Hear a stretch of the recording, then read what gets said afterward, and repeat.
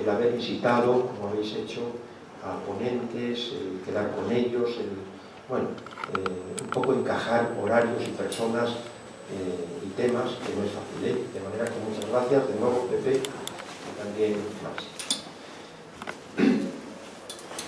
El centro, efectivamente, el Asturiano de Madrid, ha programado actos este otoño con motivo de la celebración de los 3 centenarios relacionados con Covadonga. Primer centenario de la coronación canónica de la Virgen de Covadonga, primer centenario de la creación del Parque Nacional de la Montaña de Covadonga y los 1300 años de los orígenes del Reino de Asturias.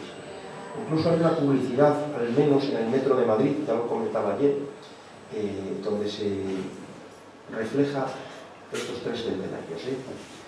Ayer miércoles inauguramos el ciclo con la extraordinaria conferencia Covadonga, más que un lugar, pronunciada por don Adolfo Mariño Gutiérrez, abad del santuario de Covadonga. Tenemos que decir, se lo trasladamos ayer, que fue una conferencia magistral, extraordinaria. La verdad, queremos reiterarlo porque nos encantó y además tuvo la generosidad y de realizar el esfuerzo de venir desde Asturias exprofeso para esa conferencia, como hoy ha hecho don Rodrigo, al que ahora presentaré. Estamos muy agradecidos y yo diría incluso que en deuda por esta circunstancia, de verdad, porque es un honor, un lujo contar con estos ponentes, con estos conferenciantes tan distinguidos. Hoy jueves, como es sabido, tenemos la conferencia del Parque Nacional de la Montaña de Covadonga al Parque Nacional de los Picos de Europa. 100 años de la conservación de la naturaleza en España, que pronunciará don Rodrigo Suárez Robledano, director del Parque Nacional de los Picos de Europa, a quien enseguida presentaré un poquitín más. Y mañana viernes, permítanme que les avance, a las 8 de la tarde, la conferencia Asturorum Regnum Divina Providentia Exoritum Pelayo Covadonga, Historia y Memoria, a cargo de don Álvaro Solano Fernández Sordo, que es profesor de Historia Medieval de la Universidad de Oviedo y gran colaborador de esta casa. Este ciclo, además, va a continuar en noviembre, por lo menos en noviembre. Covadonga es para nosotros naturaleza, historia y espiritualidad. Un lugar emblemático a nivel regional, nacional, y si pensamos en los muchos visitantes de allende nuestras fronteras, también internacional, aunque como decía ayer el señor Abad, es menester seguir difundiéndolo, dándolo a conocer, lo que es la Santina y toda Covadonga. Para expresar qué es el Parque Nacional de los Picos de Europa, nadie mejor que su director, don Rodrigo Suárez Robledano, que, insisto, estamos muy agradecidos por venir exprofeso hasta Madrid, donde tienes tu casa, y del que ofrezco algunos datos.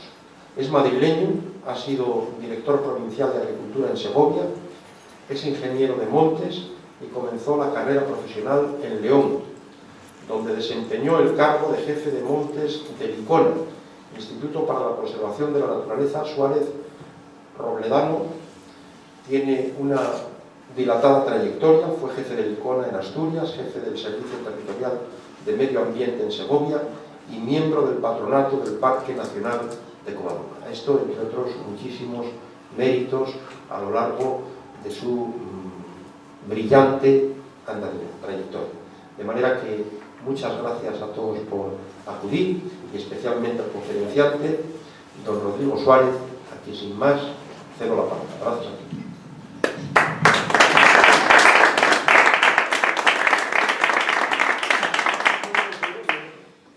Gracias al Centro Asturiano de Madrid por su amable invitación para que pudiéramos participar en este ciclo dedicado a los centenarios del Parque, de Covadonga, el tricentenario, como lo llamamos, Covadonga Centenarios 2018. Y bueno, voy a explicarles brevemente en qué va a consistir la charla que yo les voy a dar, que desde luego no será en absoluto comparable a la que hayan recibido ustedes de don Adolfo Mariño. Lógicamente, don Adolfo tiene una trayectoria profundísima, muy dilatada además en diferentes ámbitos del destino eclesiástico en el Principado, y su etapa ahora, no hace tanto iniciada en Covadonga, pues desde luego está siendo ya muy brillante y está llamada a tener todavía mayores logros, ¿no? Brevemente vamos a poner un pequeño vídeo que dura 3 minutos 42 segundos, que intenta ser un poco descriptivo del centenario del Parque Nacional y de las características de este espacio tan peculiar. Y luego pues haré una charla que básicamente va a tener 2 partes. La primera es una comparativa, tiene bastantes fotografías, voy a apoyar en ellas si me permiten ustedes, fotografías históricas del Parque Nacional, que además tenían aquí ya puestas algunas de ellas dentro de un vídeo continuo que estaba de foto fija. Y luego, por otra parte, pues hablaremos un poco del Parque Nacional en su momento actual. Esa sería un poco la estructura. Porque en otro momento de este ciclo, como decía el presidente, tendremos otra charla que se ocuparía de los aspectos naturales y de gestión del Parque Nacional. Hoy no vamos a entrar en esos, sí vamos a entrar un poco, como dice el título de la conferencia, en ver la evolución del Parque Nacional, comparando fotografías de antaño y de ahora, que es una cosa que estamos haciendo en prácticamente todas las ferias y actividades colectivas que está habiendo en todo el conjunto del Parque Nacional. Recordarles que el Parque Nacional se integra hoy en día por territorios de 3 comunidades autónomas. Yo voy a hablar no solo de la vertiente asturiana, sino hablamos siempre del conjunto del Parque Nacional, porque además la naturaleza no entiende de divisiones administrativas, esas las ponemos nosotros, los hombres, ni los osos, ni los lobos, ni los rebecos, entienden que esto sea Asturias, o sea Cantabria, o sea León, ¿verdad? Y en ese sentido, pues nosotros también cuando hablamos de los pueblos del Parque Nacional, o hablamos de sus gentes, o de sus valores naturales, pues hablamos siempre de su conjunto y haremos un recorrido por todo ello, aunque básicamente nos centraremos principalmente en Covadonga, pero viendo también todos los aspectos. Entonces les voy a poner muy brevemente este vídeo, a ver si va. Tiene sonido también.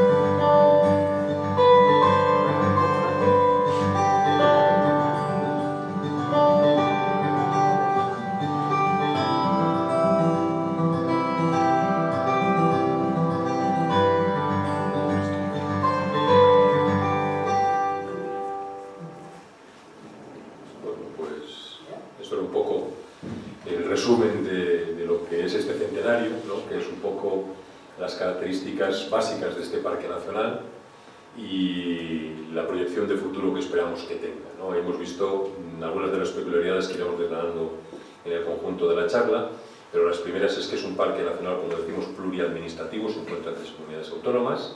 Al mismo tiempo es un parque nacional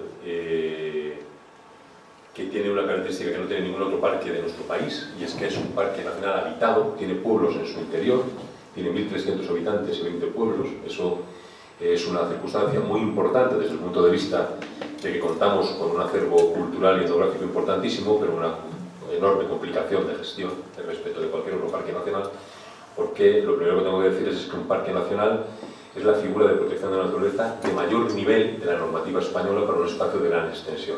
No son, los parques naturales son ámbitos relativamente más fáciles de compatibilizar los usos con respecto a la conservación que en el ámbito de un parque nacional, donde prioritariamente prima el factor de conservación. Bueno, ahí tienen ustedes una foto que veremos ahora de nuevo. El Parque de Picos, como decimos, celebra este centenario en su forma originaria de Parque Nacional de la Montaña de Covadonga. Es un espacio que está integrado en la Red Natura 2000, la red ecológica europea. Es también reserva de la biosfera desde el año 2003. Ahí tienen ustedes pues, su símbolo principal. Y bueno, está integrado en la red de parques nacionales, que es aquella que agrupa los 15 espacios que han vencido esta declaración en nuestro país y que es, por así decirlo, el conjunto de los territorios básicamente de características naturales o donde priman las características naturales en nuestro país, que al mismo ponen el concierto de las naciones. Es aquello que entendemos que es lo más granado, lo mejor de la naturaleza de nuestro país para conservar y para poner a disposición del mundo y de las generaciones futuras, ¿no? Parque Nacional de los Picos de Europa, en su forma originaria Parque Nacional de la Montaña de Covadonga, se crea a iniciativa de un ilustre asturiano de Somió, don Pedro Vidal, que marqués de Villaviciosa de Asturias, que a raíz de una coyuntura especial, ¿no? Por una parte, pues, tener una estrecha amistad con el rey Alfonso XIII, por otra parte, haber tenido una capacidad y una posibilidad de viajar muy notable, que le llevó pues, por bastantes países de Europa en diferentes actividades, y también a Estados Unidos, donde fue expresamente a ver los parques nacionales de Yellowstone, de Yosemite, pues trajo la idea de implantar esta figura en nuestro país, y lo hizo primero promoviendo la Ley de Parques Nacionales de 1916, que fue la norma a partir de la cual pues, se pudo hacer esta primera declaración del Parque Nacional de la Montaña de Covadonga, y menos de un mes después el Parque Nacional de Ordesa en Monte Perdido, que también celebra el centenario en este año. Don Pedro era un hombre muy polifacético, era un gran cazador, eso precisamente le llevó a conocer con mucho detalle los picos, y a través de la caza llegar a esa idea de que también, así como la naturaleza se explota, también hay que conservarla.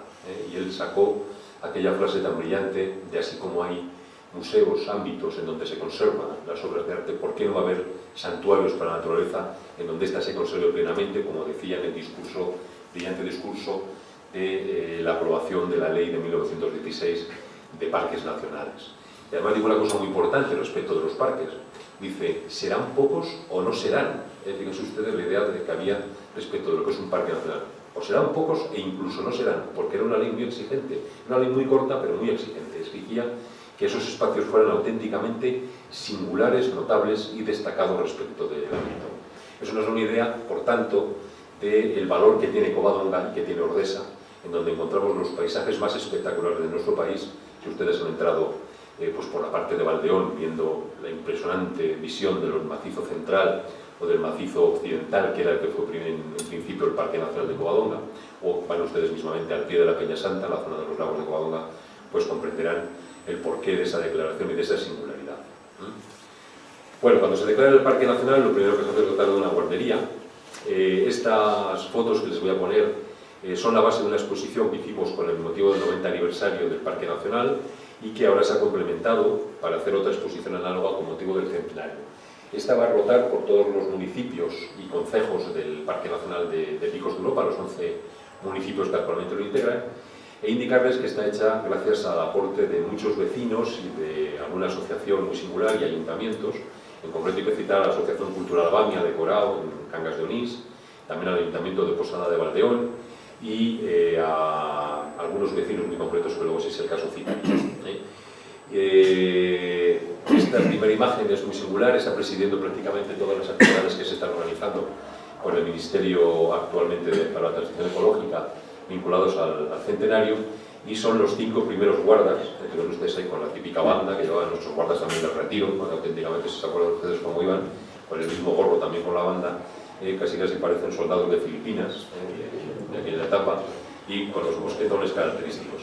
Bueno, todos ellos están identificados, por supuesto, ahí está Ramón Alonso, está Antonio Casares, eran guardas de todos los pueblos ya del entorno que hoy en día engloba el parque, y todos ellos hijos del pueblo, no eran ganaderos, o alguno incluso pues había tenido alguna actividad de caza poco clara, que ya saben que siempre en el ámbito forestal, cuando tenemos que coger un guarda de caza o un guarda de pesca, lo primero que hacemos es coger el mejor furtivo, porque se las sabe todas y va a impedir que pueda hacer daño a sus antiguos compañeros.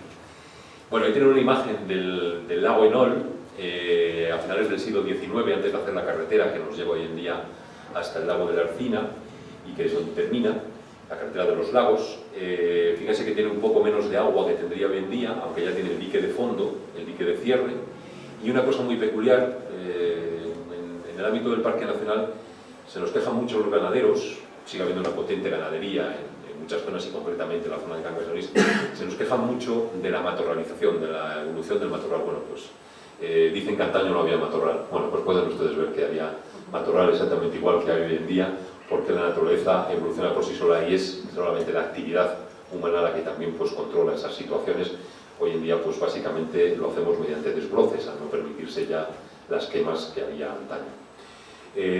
Aquí esta imagen, que es ya de principios del siglo XX, ya está hecha la carretera del lago Enol y también la pista que lleva hasta la zona de Pan de Carmen, que ven ustedes allá al fondo saliendo desde el Alto de Les Meleres.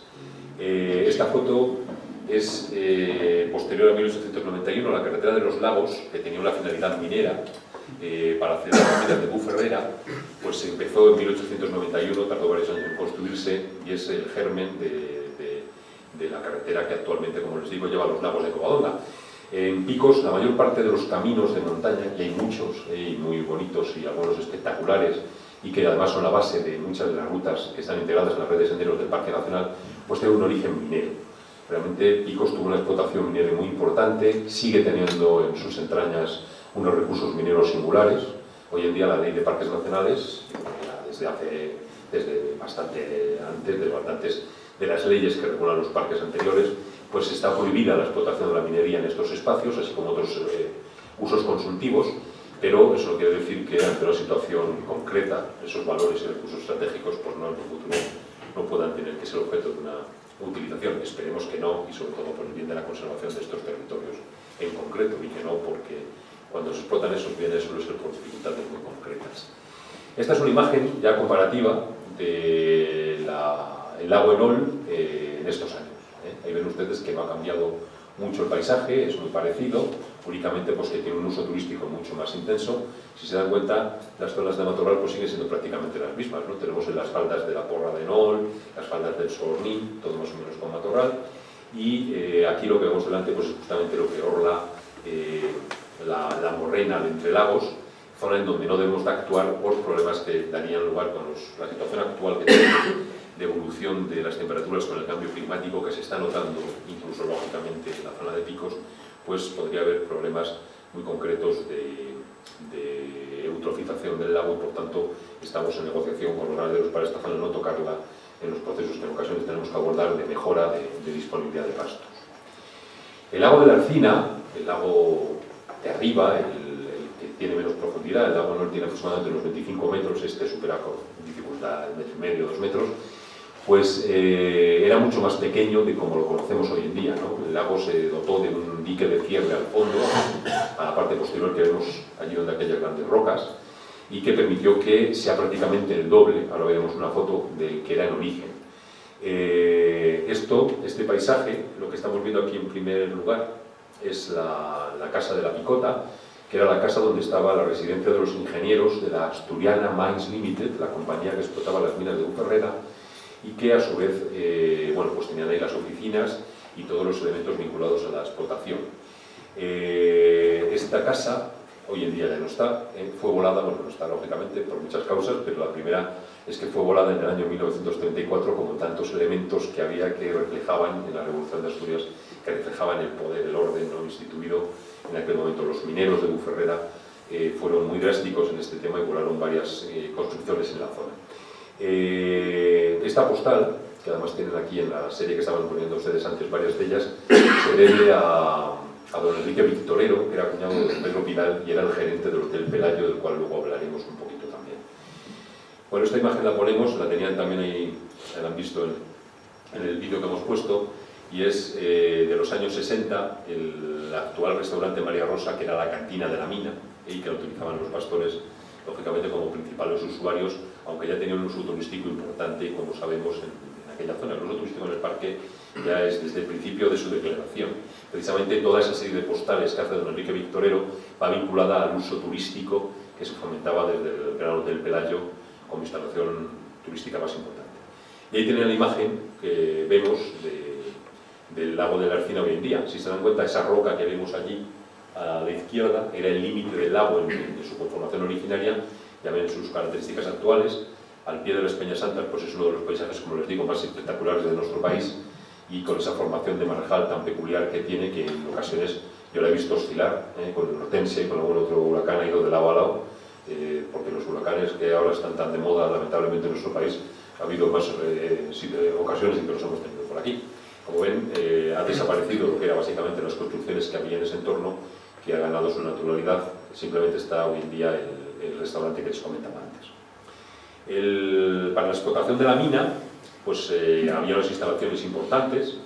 Esta era una instalación que era para bombeo de agua, que se llevaba a la vega de Comella para el lavado de los minerales y por otra parte también para producir energía eléctrica mediante la tubería y una turbina.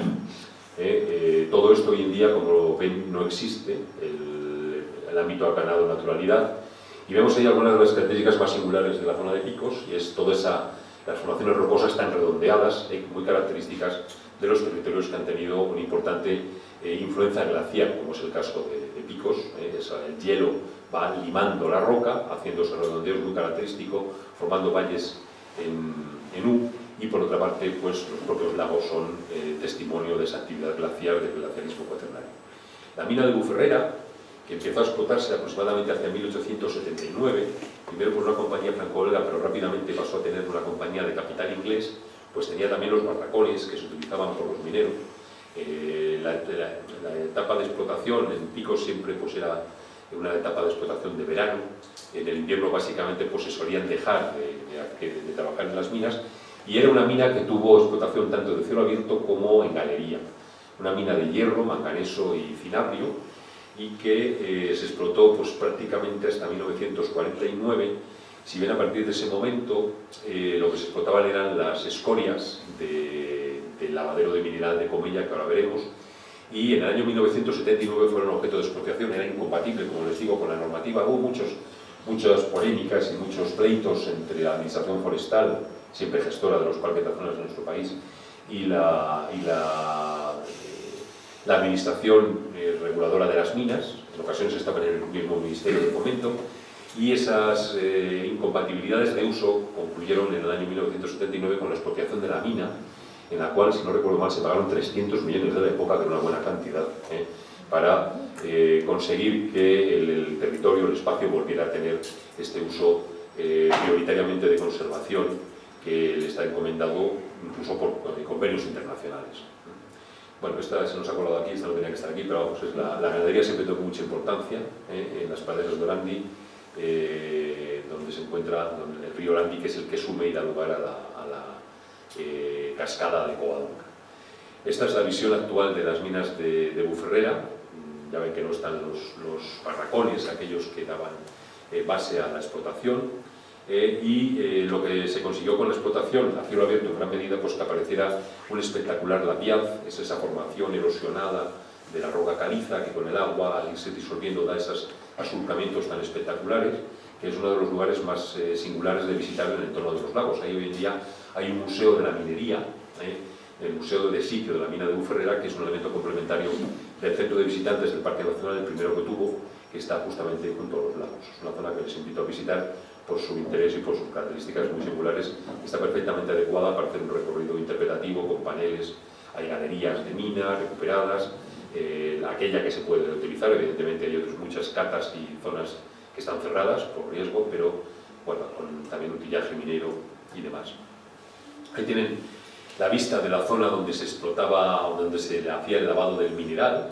En principio se bajaba con caballerías, carros y luego con un teleférico de 8 kilómetros que se inauguró en el año 1908, el 1 de enero de 1908, precisamente para transportar el mineral hasta la zona de Covadonga, del Repelao, donde ya se cargaba en el ferrocarril para llevarlo arriba de Sella y básicamente exportarlo. La compañía británica básicamente exportaba a su país, aunque había otro mercado europeo en este caso. Hoy en día estos elementos industriales pues, han dado lugar a una arqueología industrial también en picos, son elementos etnográficos que se conservan, en donde nos quedan por lo mismo, los mismos pilares de apoyo donde estaba la maquinaria y las escombreras que se han ido recuperando de modo natural en aquel entorno. Las fotografías que les pongo actuales también están todas puestas en blanco y negro por lógica para comparar, para que no tengan, si no el color nos ganaría todo y sería un poco exagerado. Bueno, ahí ven ustedes lo que es la Vega de Comella, que es donde estaba esto estaría tomado desde prácticamente la escombrera que vemos, y donde vemos pues, la característica que siempre tuvo el uso del parque, ¿no? Ya estaba la ganadería, siempre con su importancia, y la pista que llevaba hasta las instalaciones mineras y los elementos de apoyo para el cable de la luz que llegaba a esas instalaciones de la mina. Se han recuperado muchísimas fotos, como les decía, aportadas pues, por diferentes elementos. Esta es una foto precisamente de la casa de la Picota, del interior de las oficinas. El de la derecha, que está ahí sentado con el cigarro en la boca, es uno de los ingenieros ingleses. Y a la izquierda está uno de los guardas del parque que debía de estar fiscalizando algunas de las cosas que se hacían en la mina en su momento, ¿no? Es Teófilo Torres, si no recuerdo mal, y esta foto es de 1927 aproximadamente. Vinculado a los trabajos forestales que se hacían en la zona de Covadonga, donde se hicieron importantes repoblaciones en todo el entorno de la basílica, existía un vivero forestal, que es el vivero de Fana, y donde había una casa forestal, que tiene ahí el escudo de Montes puesto sobre la puerta. Si lo ven ustedes, este vivero hoy en día ha evolucionado, tiene algunos de los árboles más espectaculares del parque, robles y hayas. De la buena vida que se dan los árboles en los viveros, pues determina que en ocasiones algunos, cuando tenemos un temporal de viento, caiga. Son árboles espectaculares. La casa de la Picota, perdón, la casa de Fana, la casa forestal de Fana, fue volada también en el año 34 porque la guardería también era una especie de símbolo del poder instituido. Bueno, don Pedro Vidal se rodeó de un equipo de trabajadores notable. Este era Marceliano Fernández Ballina, Marceliano Carrandi, por así decirlo, fue el primer guarda mayor que tuvo, que era natural de Teleña y que fue siempre su mano derecha para las actividades que se desarrollaban en el parque. Como ha dicho don Valentín, el Parque Nacional celebra su centenario, igual que lo celebra la coronación canónica de la Virgen de Covadonga, y esta imagen es muy llamativa, del día 8 de septiembre de 1918, que fue el día de la inauguración del Parque Nacional, donde fíjense ustedes las masas de personas que había tanto aquí en la zona del Hotel Pelayo como si vemos arriba, en toda la zona del entorno de la Basílica, esperando a sus majestades, como dice el título de la postal. Esta corresponde a la coronación canónica, la firma del acta de la coronación canónica de la Virgen de Covadonga, el rey Alfonso XIII firmando el acta con el arzobispo primado de España. Y esta es una foto que les pongo aquí porque es muy peculiar también de esa colección, de ese bloque, que es muy poco frecuente ver al ejército con armas en el Parque Nacional, ¿no? Los parques nacionales son ámbitos en los cuales no puede haber armas. Nosotros permitimos que entre el ejército, por supuesto, porque tiene que hacer el ejército de España todo el territorio, pero solamente hacer actividades de instrucción y sin armamento, ¿no?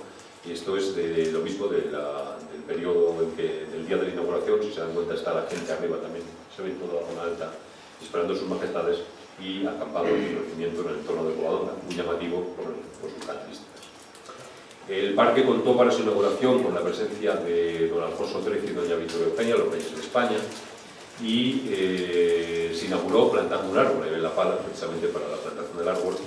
El que está echando el speech con uniforme de ministro, antes había uniformes para todo, ocurría también en la Rusia imperial, pues es don Francisco Cambó, el ministro de Fomento de la época, y también se ve por ahí a don Arturo Maura y a diferentes autoridades del país. La foto un poquito más a la izquierda y otras que también están tomadas en la zona, pues saldría don Pedro Vidal, que en esta no se le pilla.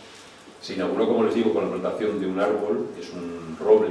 Ahí vemos a Marceliano Carrandi, que le hemos visto antes, pues plantando el roble con sus majestades.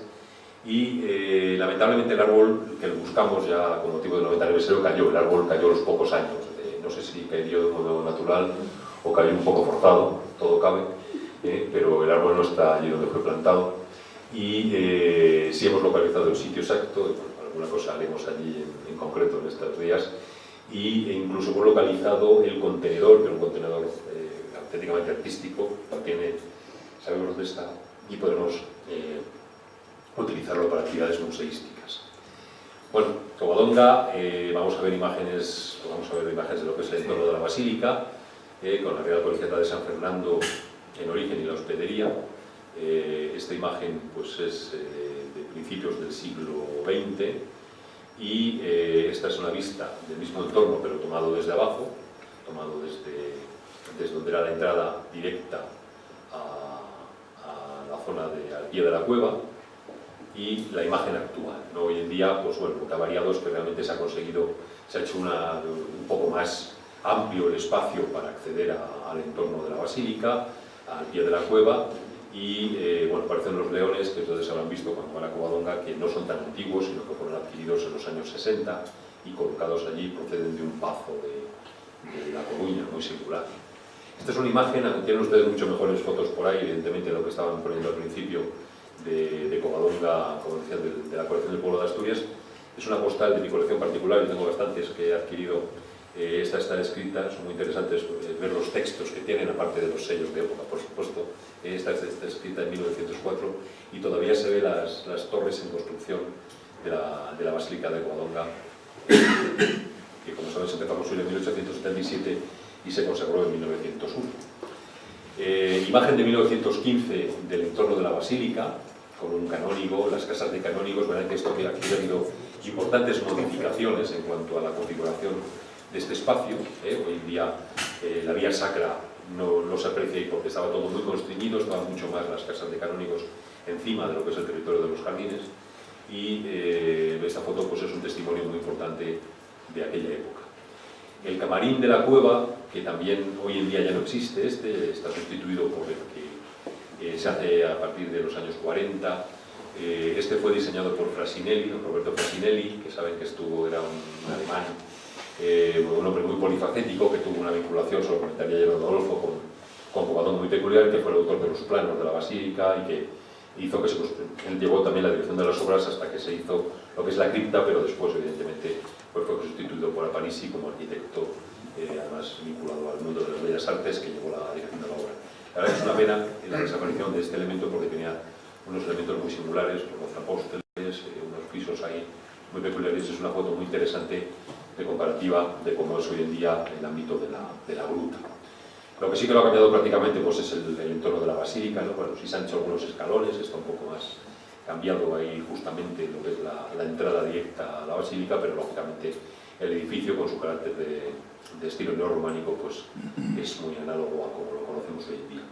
Esta foto es de 1920, unos años un poco después, seguimos viendo las casas de los canónigos, y lo que se ve son los trabajos de repoblación forestal que les comentaba antes, que se abordaron entonces, se venían abordando desde 1890, 1880, en todo el entorno de Covadonga, para recuperar el monte Cuesta Ginés, que está al pie de la cuesta de Priena, y que después nosotros nos hemos encontrado bastante poblados, no en aquel momento se utilizó roble y haya, pero en un periodo intermedio ha aparecido el roble americano y eucalipto, que en los años, a finales de los años de la decena del 2000, pues lo hemos sustituido también por una repoblación de especies autóctonas para intentar que tenga el marco que debe tener Covadonga respecto al ámbito forestal.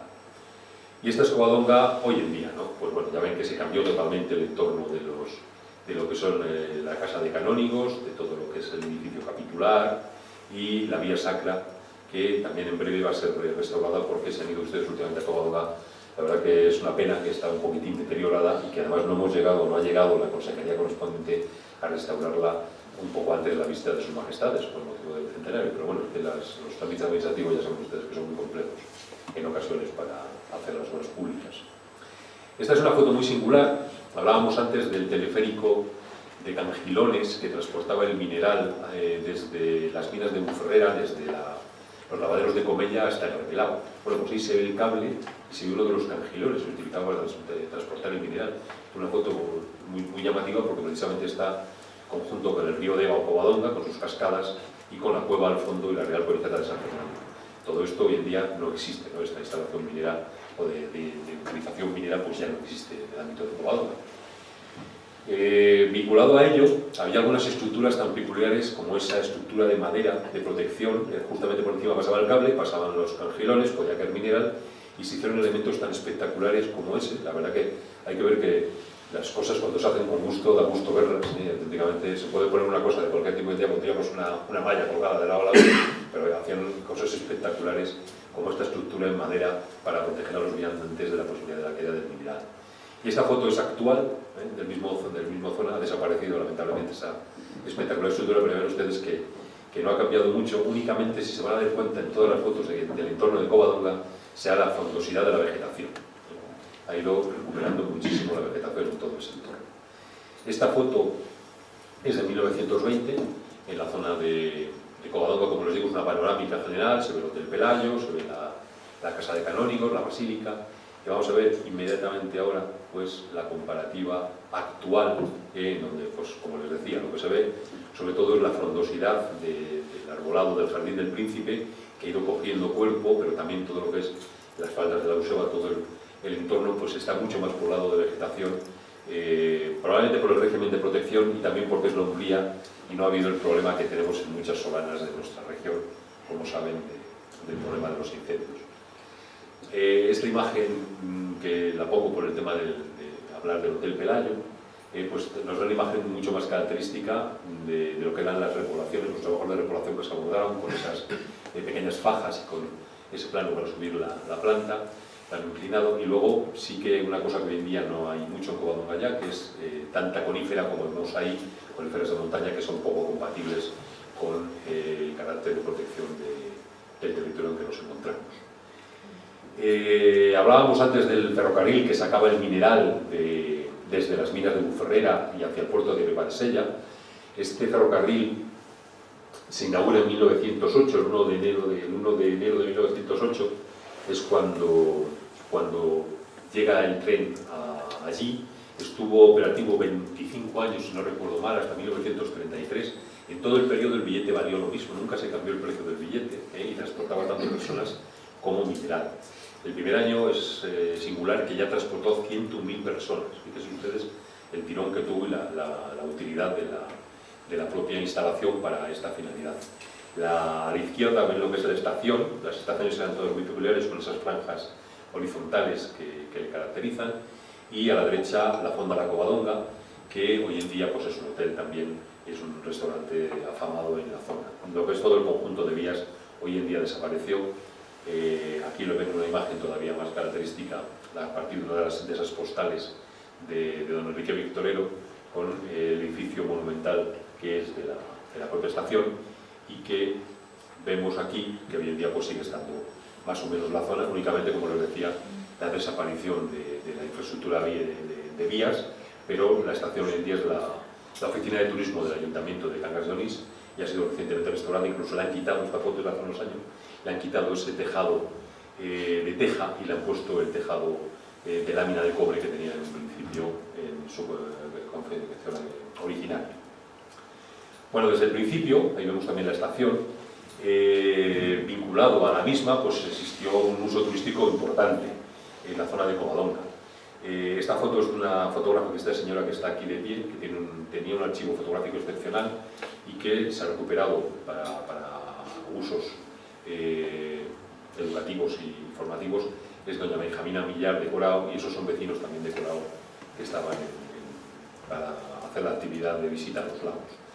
Esta foto, en cambio, es del Marqués de Santa María del Villar, como sabes, fue uno de los grandes fotógrafos de naturaleza de los años 50, de paisajes, básicamente de paisajes de nuestro país, y es muy ilustrativa del vehículo de época ahí arriba llegando al lago Enol, precisamente con esas actividades turísticas que, como les decía desde el principio, tuvieron los lagos, ¿no? Y esta postal, que está editada por el Gran Hotel Pelayo en aquellos años del principio de la declaración del Parque Nacional, fíjense que ya ligaba lógicamente Covadonga y Parque Nacional. Ya sacaba el Parque Nacional como un atractivo precisamente turístico y un elemento más para la difusión del ámbito de Covadonga.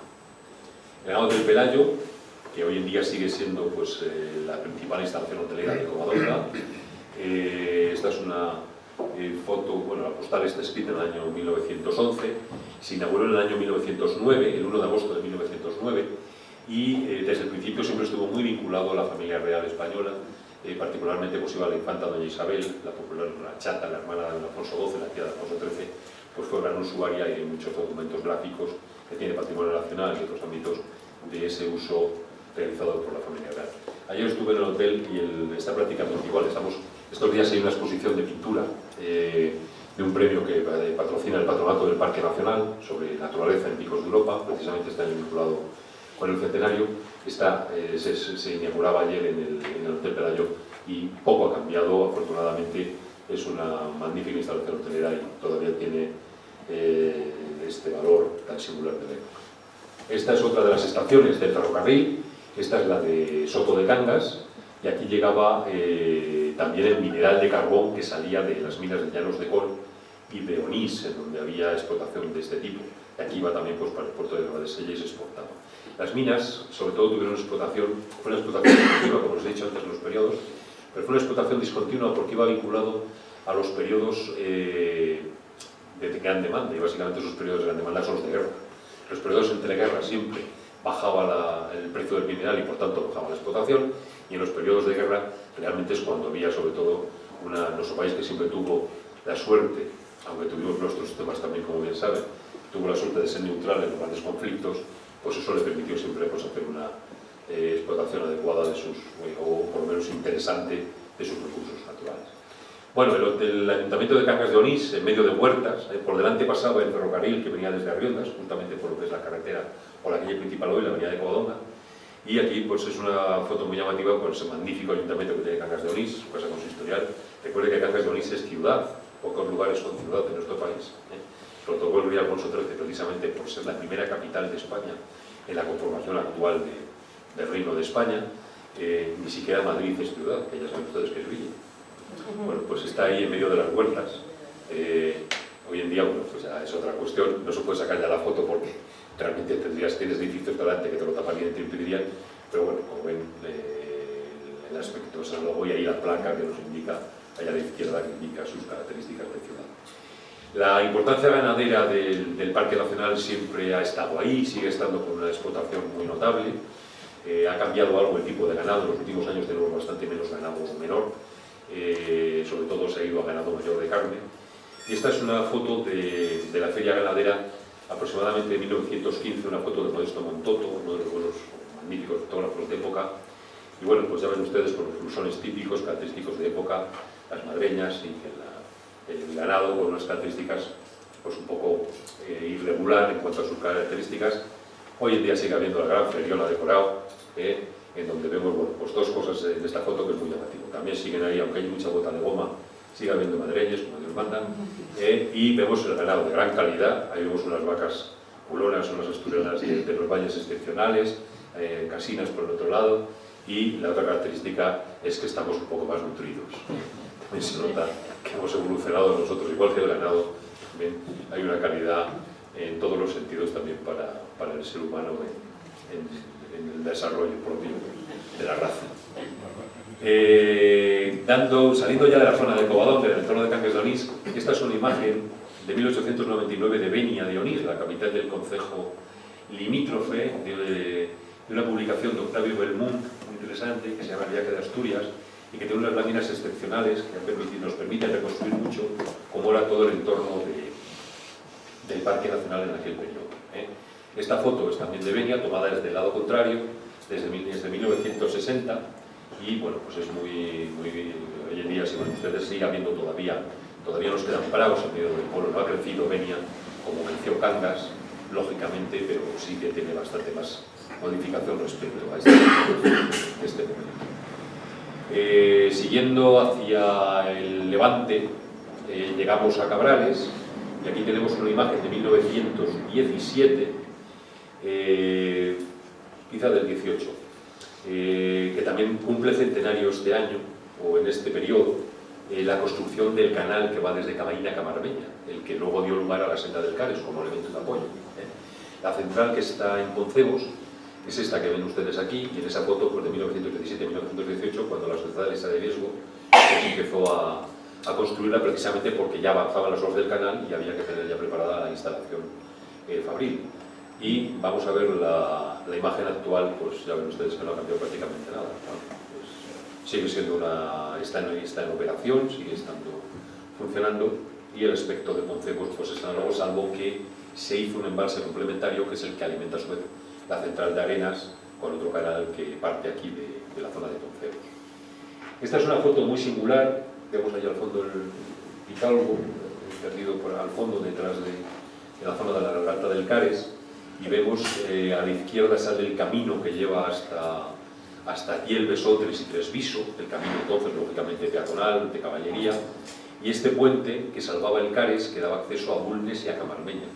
Esta foto está tomada por Gustav Schultz, uno de los grandes geólogos que investigaron los picos de Europa, geólogo hispano-alemán, mexicano-alemán, que tuvo desarrolló un trabajo importantísimo en picos de Europa. Ese puente desapareció y fue sustituido precisamente por el que se hizo para acceder a la central de Poncebos. Esta foto es de 1927, construyendo el puente, que es el que hoy en día tenemos. Aquí la vemos en 1920, terminada la obra del puente, con una típica calesa, un coche de postas encima del puente, una foto muy singular. Y esta es la foto tomada prácticamente desde donde tomó la foto Gustav Schultz, pero actual, es lo que decía. El puente es el que vemos ahí, el puente que sustituyó al puente originario de 1906, ese precioso puente de 3 ojos, ya no medieval y tan singular, y lo único que se ha hecho es ese puente, ese embalse nuevo para alimentar la central de Cabrales. Y ya ven que también pues que ya desde 1950 y tantos la carretera avanzó y llegó para dar acceso hasta Sotres, primero Tielvis Sotres y más tarde a Tresviso, el pueblo que todos ustedes saben que estando dentro del Parque Nacional y siendo el final de la carretera, pues es el que todos estos años se nos está quedando aislado 15-20 días por la nieve, siendo noticias llamativa en la prensa, ¿no? Muchas veces. Esta imagen de Tielves de principios del siglo XX es de uno de los grandes fotógrafos que dio Potes, que es Álvaro Fernández. Luego después, en los años 50-60, fue Eusebio Bustamante, el gran fotógrafo también, que fotografió toda la zona, sobre todo la zona leonesa y la zona cántabra de los picos de Europa, y es muy llamativa porque bueno, la conformación que tenía el pueblo en ese momento, principios del siglo XX, como les digo. Y esta imagen pues es de los años 50, de Tielve también. Vemos que han cambiado las construcciones, ha crecido el pueblo realmente. Tielve sigue siendo una entidad local notable por 2 características, ¿no? Primero, por estar donde está, tan peculiar en ese ámbito de ese valle tan cerrado, pero también porque sigue, o es actualmente asiento de quizá la mayor producción de queso Cabrales dentro del ámbito del Parque Nacional y del conjunto de la denominación de origen. Aquí están algunas de las queserías más importantes y además son explotaciones que tienen relevo generacional, circunstancia que se da en muy pocos lugares en este tipo de producciones hoy en día. Sotres, en los años 50, con mucho más terreno cultivado que encontraríamos hoy. En la mayor parte de los pueblos de picos hoy en día no se cultiva nada. Claro, al principio, en donde las dificultades de comunicación eran notables, pues había que hacer el cultivo propio para tener la escanda o para tener el cereal que te permitiera pues, hacer tu propia producción de pano de otros elementos. Hoy en día ya con las comunicaciones como están, pues se ha dedicado todo prácticamente a terreno de pastos y vemos la imagen del pueblo que hoy en día es el más alto y el más importante del Parque Nacional. Esta imagen que es del año 2004, pero que nos da una visión de que Sóter sí ha evolucionado, es la auténtica capital de la alta montaña de Picos de Europa y en donde realmente bueno, pues tienen importantes compañías de guías que acompañan a alpinistas, a gente que desarrolla actividades en la montaña, incluso es asiento de alguna empresa que hace actividades de tour operador con Holanda. Bueno, es un lugar que ha evolucionado notablemente y que tiene, bueno, les digo, un asiento importante de actividad. Continuando por el recorrido hacia Levante, pues ahí vemos la última incorporación que tenemos en el Parque Nacional, que es Peñamellera Alta. En el año 2015 el Parque Nacional se amplía para incorporar al municipio peñamellerano Alto, que nos había quedado fuera en la declaración del año 1995, cuando se crea el Parque de Picos, a partir del de Covadonga. Y esta imagen, con esos típicos errores que parece que fue el día de corrector de los teléfonos. Ayes, la capital, aquí quedó como Calles, que, bueno, si lo conocen ustedes, la conformación de Ayes es muy parecida a como está hoy en día. Ahí veíamos al fondo, eso sí es interesante, pues luego la Peñamellera que da nombre a los dos concejos, ¿no?, del Valle del Cares. Peñamellera Baja, esta imagen de Panes a principios del siglo XX también. Panes ya era importante, así que teniendo esa entidad, como corresponde estar en la carretera de acceso a Liébana desde Uquera, desde el mar, bueno, pues siempre tuvo esa entidad de núcleo importante de población y de nudo de comunicaciones que confluyen la carretera de Cabrales y la carretera de la Liébana. Ya abandonamos Asturias y llegamos a la vertiente, bueno, aquí estamos prácticamente en el límite, llegamos a la vertiente cántabra, aquí en Urdón, Puente Urdón, con esa foto espectacular de Álvaro Fernández, en donde vemos las espectaculares formaciones rocosas que rodean al río Deva en este entorno. Peñarrubia es un municipio que tiene pedido incorporarse al parque hace mucho tiempo. Su capital es Linares, está en el valle del Nansa, pero la ermita está en el valle del río Deva, es la vertiente del Deva de este concejo cántabro, y como les digo, tienen pedido ser parte del Parque Nacional hace mucho tiempo. Por eso vemos algunos elementos singulares. El más espectacular pues es el balneario de la Ermida, que en tiempos recientes se ha recuperado y hoy en día es un hotel de excepcional calidad en el entorno del desfiladero. Del concejo que es más difícil encontrar fotos es el de Cillónigo de Liébana. Tenemos esta de aproximadamente 1950. Hoy en día todo lo que es de Ojedo hacia Potes es toda una continuación de casas y de barrios habitados. En cambio aquí en este periodo, en esa postal de Riancho, pues era muy poco lo que tenía poblado en ese entorno, ¿no?, al pie de la Peña Ventosa. Potes, a principios del siglo XX, Potes no forma parte del Parque Nacional, sí tiene propiedades dentro del Parque Nacional, pero es auténticamente la capital para acceder a los picos de Europa desde la vertiente cántabra, con su espectacular Torre del Infantado, que ven ahí. Era un pequeño núcleo, era un núcleo muy concentrado a principios del siglo XX. En los años 50, esta foto de 1955 aproximadamente, ya ven que no había crecido mucho, seguía siendo ese tipo de núcleo. Sobre todo lo que llama la atención es lo muy peladas que están las montañas, los montes de alrededor, hoy en día están bastante más poblados, ha avanzado mucho, sobre todo el monte de aquí de la derecha es un encinar de entidad que tuvo problemas de incendio hace unos años. Esta imagen de Álvaro Fernández es de los invernales de Iguedri. Aquí es el límite del Parque Nacional accediendo a los pastos de Áliva. Es una zona muy singular por su importancia ganadera. Esta imagen pues, es muy llamativa por su carácter de estar totalmente nevado. Y esta es una de las pocas fotos que hay, también es de Álvaro Fernández, el fotógrafo de Potes, que hay de la laguna de Ándara, el tercer lago de Picos de Europa, que desapareció en los años aproximadamente 1920-21 por las labores mineras que se hicieron justamente en una galería por debajo del propio lago. Se hizo una voladura y el lago sumió, desapareció. Hoy en día pues es una cosa, ahí ven el lago actualmente, es ese charquito que ven ahí. Y además se oye cuando llega el agua de primavera del deshielo, se oye fluir el agua. Por eso nos llevó a iniciar trabajos para estudiar su recuperación, porque los parques nacionales, están destinados a mantener los procesos naturales. Entonces, fue una actividad humana la que hizo desaparecer el lago, podríamos revertir esa situación y se han hecho los estudios que nos permitirían llegar a ello. Estamos con problemas ahora con confederación para ver si podemos hacer esa recuperación. El nacimiento del río Deva, que lo veíamos antes en la zona de Urdón, hoy en día tiene aquí el Parador Nacional de Turismo de Fuente D, y aquí estaba pues, un poco más respetado que ha estado en estos últimos años, donde tuvimos que hacer labores de restauración importantes. Ahí ven alguna vaca, también alguna estudanca, pero vamos a un ganado muy triste en aquella época, no era un ganado tampoco de gran calidad. Esta foto también es de Álvaro Fernández. El Hotel de Áliva, que habrán oído hablar de él, es una instalación hotelera que tenemos dentro del Parque Nacional. Se llega a él desde el teleférico de Fuente D o bien por pista forestal desde Espinama.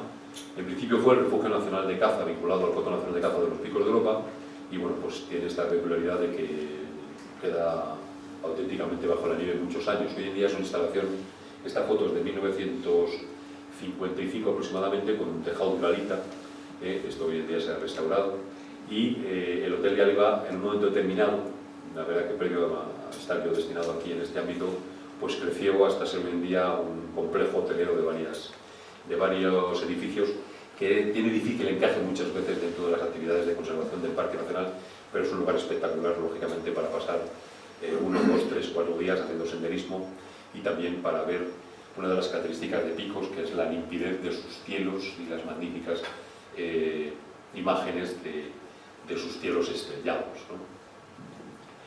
El Chalet Real, al pie del macizo de Peñavieja, lo ven ustedes ahí, es una instalación que sigue existiendo hoy en día, pertenecía a la Real Compañía Asturiana de Minas, hoy en día es Asturiana del Zinc, que pertenece a una multinacional suiza y que sigue teniendo un uso, bueno, básicamente para la compañía y para las actividades lúdicas de su personal.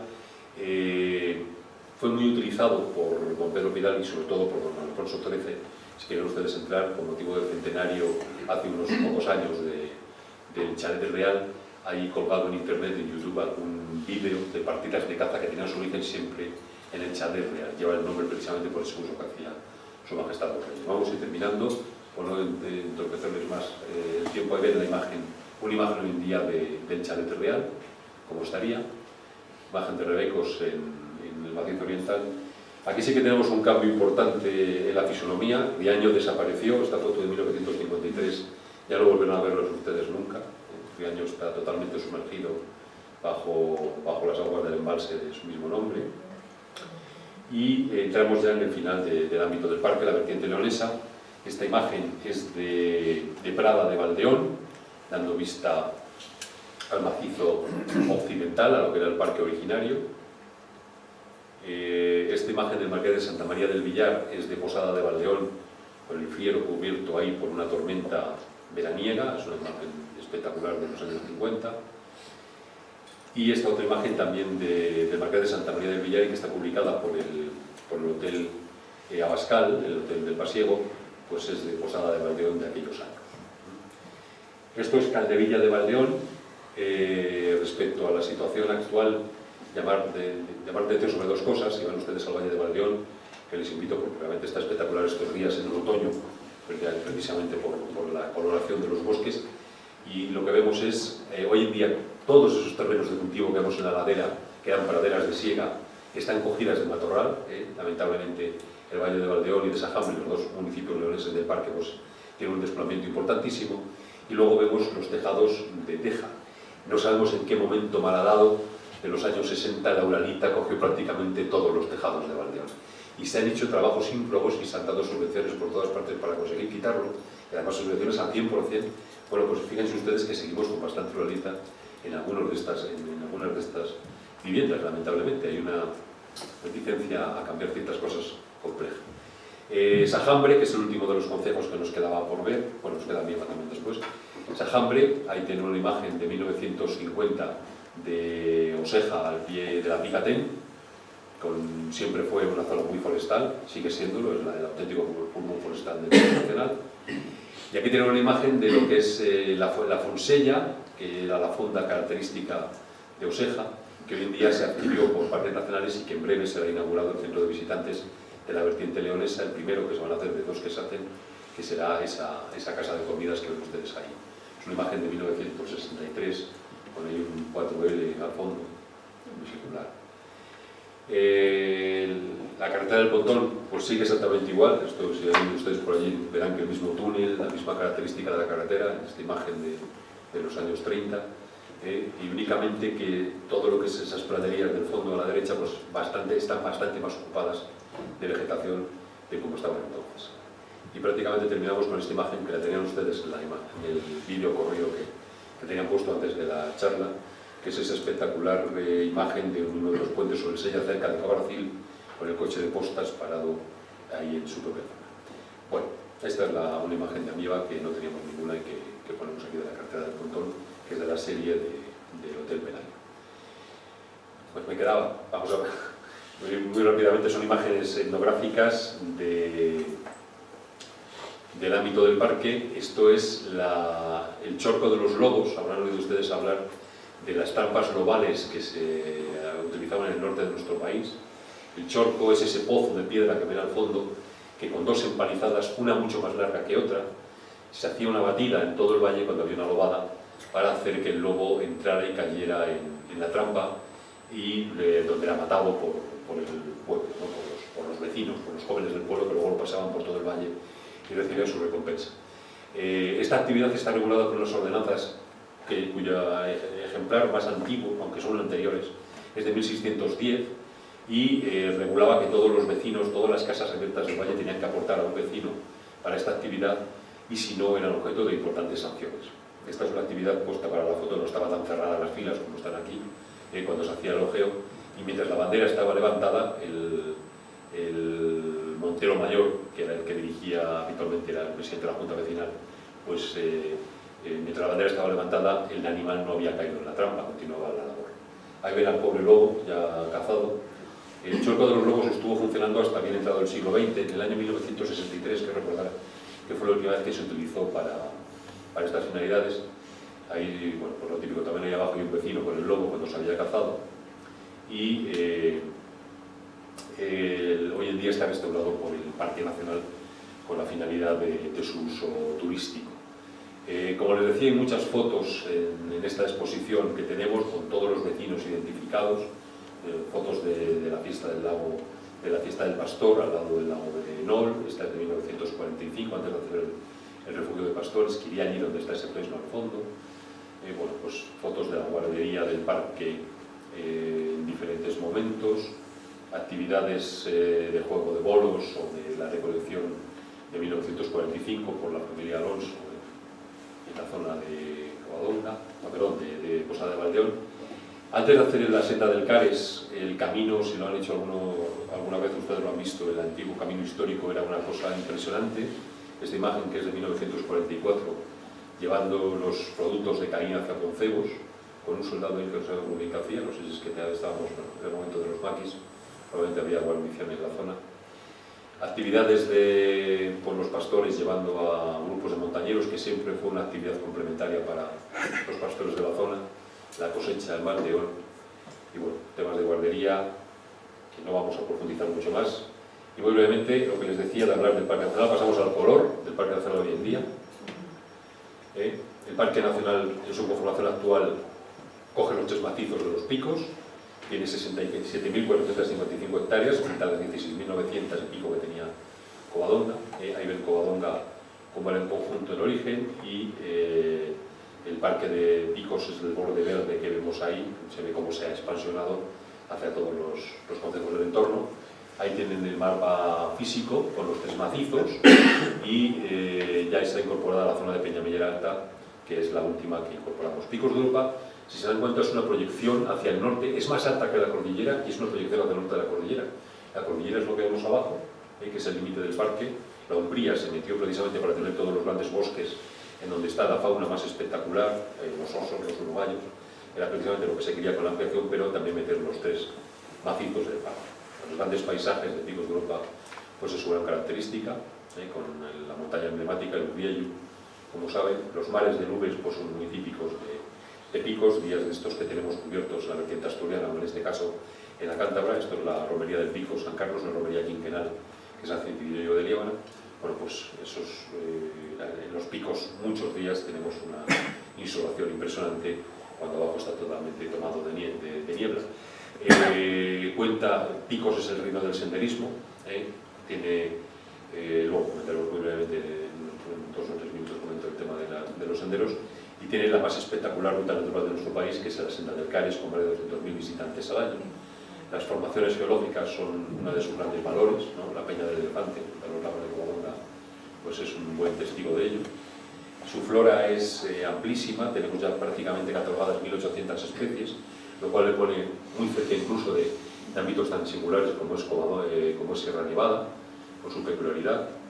Bueno, pues plantas carnívoras muy llamativas como la grasilla, la pinícula, plantiflora. La conformación de los senderos de piedra, como esta senda del Arcediano, una de las grandes de los rutas de gran recorrido de picos, y los bosques pues dan unos paisajes sumamente llamativos. Y luego pues la fauna que tiene Picos, ¿no? Fauna que es relativamente fácil ver en algunas especies y en otras muy complejo. El oso en particular pues no es fácil verlo, ¿no? El lobo, que es nuestra especie más compleja de gestionar, un gran valor natural, pero un valor muy complejo de gestionar por su incidencia sobre la ganadería. El rebeco, que es el animal emblemático del Parque Nacional, que cuando el ganado se retira, pues baja a Las Vegas, como en este caso en noviembre de este año. Ahí tienen el Picos tiene 4.500 rebecos, prácticamente casi 5.000. La especie ha recuperado muchísimo después de la epidemia de sarna que hubo. Esta es una imagen muy reciente del proyecto de reintroducción del quebrantahuesos. Este es uno de los ejemplares que hoy en día están volando por Picos, de uno de los grandes fotógrafos de la zona, Ildefonso Noriega, gran colaborador del Parque Nacional. Es un ejemplar ya prácticamente casi adulto, soltado en el año 2012. Picos, como les decía, su característica es que es un parque habitado. Desde el principio tuvo Covadonga y Caín dentro del parque. Esta imagen es de Bulnes, que es otro de los pueblos más singulares del Parque Nacional, porque, como saben, no tiene acceso rodado, solamente se puede acceder mediante un funicular, que es otro de los grandes atractivos de Europa. Sotres que hemos visto antes en imágenes históricas y que aquí le vemos en su conformación actual. Oseja de Sajambre en su estructura actual, y fíjense la estructura de los bosques del entorno, de los hayedos y de los robledales, de las solanas, en donde se encuentran algunas de las especies más singulares, particularmente los pájaros carpinteros, los pífidos, el pico mediano. El parque tiene el 40% de la población española de esta especie. Bueno, Tresviso, el pueblo que les comentaba, que queda siempre aislado por la nieve, que es el final de una carretera muy peculiar. Y luego la ganadería, ¿no? Picos, sobre todo, pues tiene una ganadería de gran entidad, con especies autóctonas como esta raza, la raza casina, la vaca asturiana de la montaña, en esta imagen tan llamativa, en verano y llegando hasta todo lo alto, aquí en la zona de Ario. Debajo tendríamos 1000 metros de caída hasta el Cares, allí vemos el Torrecerrero al fondo. Sigue habiendo pues la transterminancia propia de subir el ganado y bajar en el otoño. Llega aquí el mes de noviembre, el ganado vuelve al pueblo. Y esa transterminancia se hizo siempre con las bajadas para aprovechar con los periodos de estancia determinado de verano, pues para producir los típicos quesos de Picos, que en este caso, pues como estos quesos de Gamoneu, el queso más escaso y más caro de nuestro país. En esta etapa, en estos días, se debe estar vendiendo pues, a 45, 46 euros el kilo, de unos quesos de 7 kilos que incluso roban en las cuevas, ¿no? Ha habido que autorizar a cerrar bastantes de las cuevas porque es que son elementos ya con un valor, son 300 euros, lo cual no es esto. Bueno, y el turismo, que es la otra actividad del parque. Vamos a ver hoy en día la primordial, a la que se dedican pues, la mayor parte de los vecinos del entorno. El Parque Nacional tiene ahora de nuevo más de 2 millones de visitantes.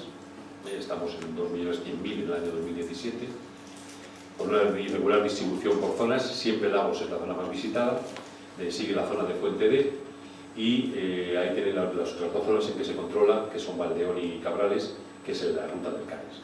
El parque es de visita abierta, o sea que no tenemos una idea de la totalidad de visitantes, sino que se controlan puntos concretos y se ve la evolución de año en año. Esos visitantes que decimos son estas entradas, pero hay más entradas que no tienen ese control. Como les decía, el senderismo en Picos pues es fundamental. Tiene 2 rutas de gran recorrido, 30 rutas de pequeño recorrido, y 5 rutas de alta montaña que están señalizadas como que requieren equipamiento o formación especial para poder discurrir por ellas. Recuerden ustedes que este año hemos tenido una incidencia de accidentes muy notable en picos y, claro, mucha profusión de gente y rutas ciertamente en las cuales se está perdiendo un poco el miedo a la montaña. Y a la montaña siempre hay que tener un respeto importante, es fundamental. Nos hartamos de mejorar la señalización y permanentemente estamos revisando cuando hay un accidente, 2 accidentes en un mismo ámbito, particularmente revisamos cuál es la situación que puede haber llevado a ellos, ¿no? En esta situación tan peculiar. Esta sería la estructura de las rutas del Parque Nacional y bueno, simplemente decirles que el parque tiene 32 miradores, no, 33 miradores, perdón. Este es el último que se ha inaugurado, que es el Mirador de la Princesa, que se inauguró el día 8 de septiembre con su majestad de los Reyes, la Princesa de Asturias y la Infanta Doña Sofía, y que lamentablemente hace unos días pues, ha sido objeto de un acto vandálico en el cual pues, ha sido bastante dañado. Al día siguiente estaba restaurado ya directamente, eso no se preocupen ustedes porque es una cosa que tenemos muy clara, que tampoco vamos a permitir que se haga mucha publicidad de esas situaciones, que es lo que probablemente querían las personas que fueron. La red de parques, para finalizar, son los 15 parques nacionales de nuestro país, en donde están los parques de montaña originarios, Ordesa y Picos de Europa, a los cuales se han unido pues, de montaña luego a Ivostorte, Sierra Nevada y Guadarrama, los de ámbito mediterráneo y los marítimos canarios y los marítimos terrestres de nuestro país. Y quiero terminar con esta foto, porque esto es una labor de muchos compañeros. Esta es del año 1988, con el último director del Parque de Covadonga y primero de Picos de Europa, lamentablemente fallecido, Javier de Sebastián, que está ahí con barba sentado en el centro, y algunos de sus compañeros que tampoco ya nos acompañan, lamentablemente también fallecidos, y muchos de los guardas que hoy en día todavía continúan trabajando en el Parque Nacional, y yo ahí estoy también con el pelo negro, en fin, la verdad que no me reconozco. Muchas gracias por la atención.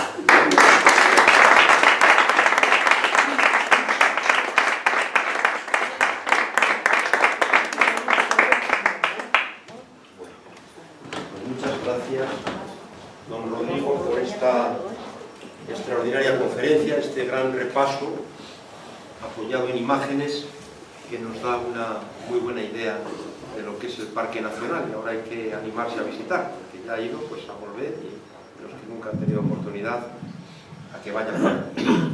No sé si alguien quiere formular alguna pregunta, un comentario.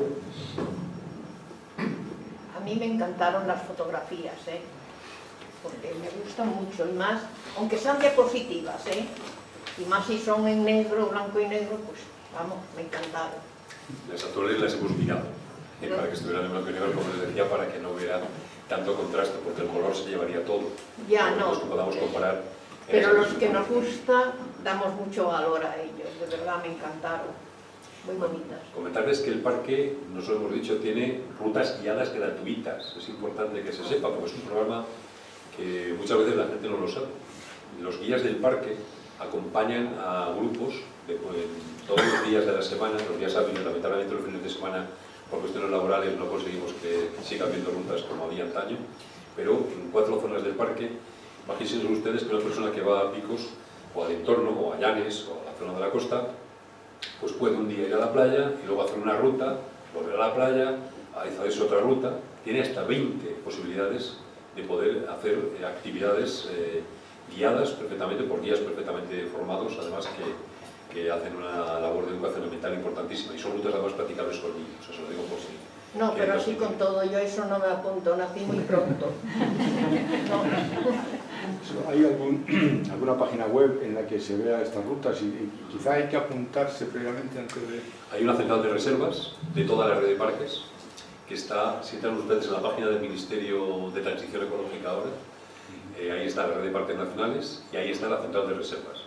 Están para reservar previamente el 90%, pero siempre dejamos un cupo para última incorporación, que lógicamente puede cambiar mucho. Una persona puede querer hacer una actividad y siempre hay un número de plazas que se pueden ocupar por última incorporación. Y luego el Parque Nacional tiene una página web que no se la he puesto ahí por defecto, pero bueno, es muy sencillita. Las 3 W de siempre, parquenacionalpicoseuropa.es, o sea, el nombre del parque sin preposiciones ni artículos, y ahí tienen ustedes toda la información del parque, empezando, como les digo, por la de seguridad, que es la fundamental para nosotros, cómo preparar la visita, información meteorológica, avisos de riesgos, si es que hay algún tema de aludes o algún riesgo ambiental singular en el parque, y toda la información general, incluida todas las actividades del centenario que se están desarrollando y que tenemos en parque, ¿no? Porque ahora mismo tenemos exposiciones, aquí ha habido una en el Botánico que terminó hace poco, organizada por la red de parques, que ahora mismo está en Santander, en el Palacio de la Magdalena, va a ir a Oviedo a partir del día 28, hay exposiciones de cartografía histórica muy singular, también hay exposiciones con el Instituto Geológico Nacional, hay mucha actividad que se está desarrollando vinculada al centenario, aunque se dice que no hay mucha actividad, pero hay mucha actividad más de la que parece. En breve empezará esta exposición fotográfica itinerante por los concejos del Parque Nacional. En fin, hay bastantes cosas que van a ir desvelando, porque el centenario empezó el 22 de julio de este año, pero acaba el 21 de julio del año que viene. Nosotros, evidentemente, durante todo ese periodo programamos actividades, nos quedan todavía actividades, se han hecho algunas escolares, hay que hacer más escolares, estamos haciendo cosas con la Secretaría General de Turismo, hay bastante información que puede ser interesante para ustedes y para visitas al parque. Bueno, pues muchas gracias, don Rodrigo Suárez Robledano, por esta magnífica conferencia, y gracias por haber venido desde Asturias ex profeso para la ocasión. Le deseamos un buen retorno, y ahora pues podremos seguir conversando amigablemente mientras tomamos un aperitivo. Muchas gracias.